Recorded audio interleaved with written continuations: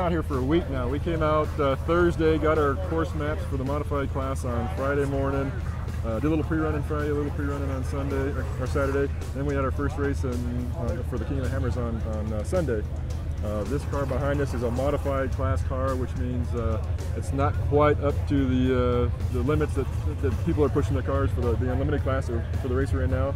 But it was enough of a car to win our class. By winning Sunday, we've got a guaranteed spot for this race. We're a little nervous about is racing this race with the steering that we had on Sunday's race. We broke our steering on Sunday. We put the same steering back in for the qualification round on Tuesday, but by qualifying we were able to take all that out.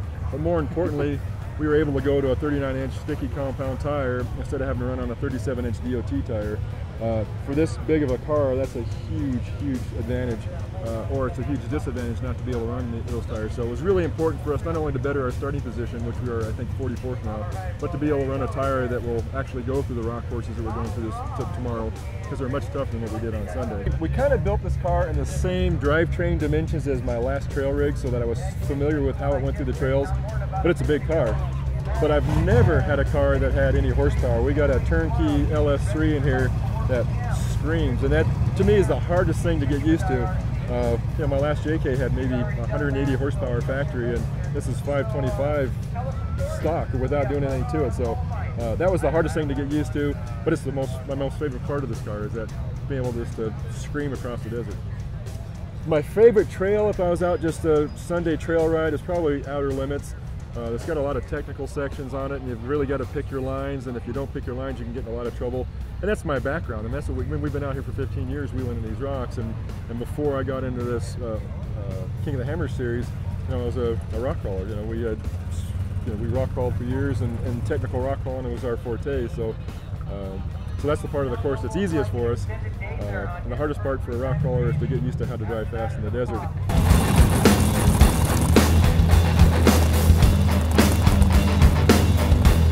We built a car for the stock mod class.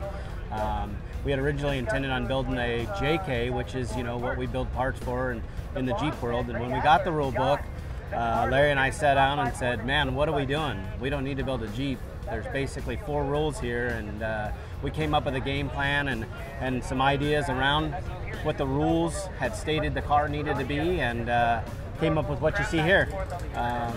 Came up with a very unique steering program, and the frame rails where they are. Made everybody a little upset, but you know, we got the win. We had some struggles out there, but super happy with the entire performance of the vehicle.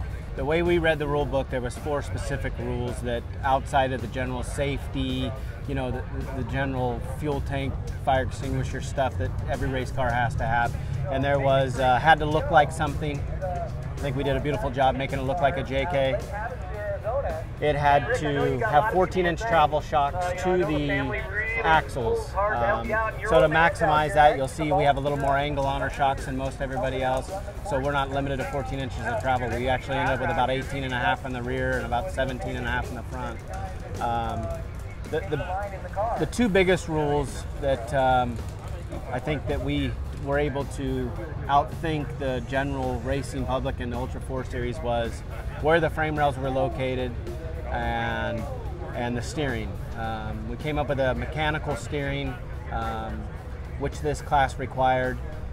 Believe it or not, we used something out of a boat and a cable, and that was our mechanical steering.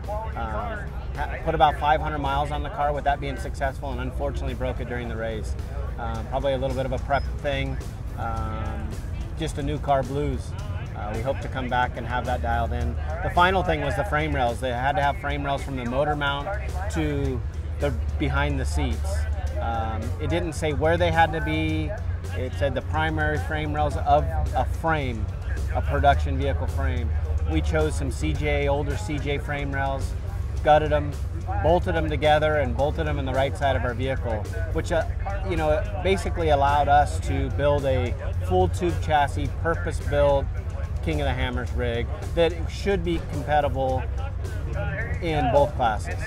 Couldn't have done it without everybody you see here. You know, first and foremost, our families that have given up so much letting us work the hours and take the time that it took to build this thing. But as you can see, BFG tires, PSC steering, Fox shocks, rigid, FK rod ends, trail ready bead locks,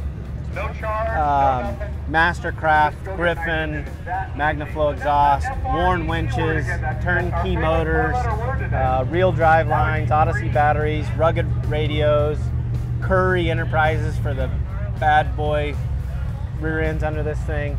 Patent steels helped us out with the steel on the vehicle.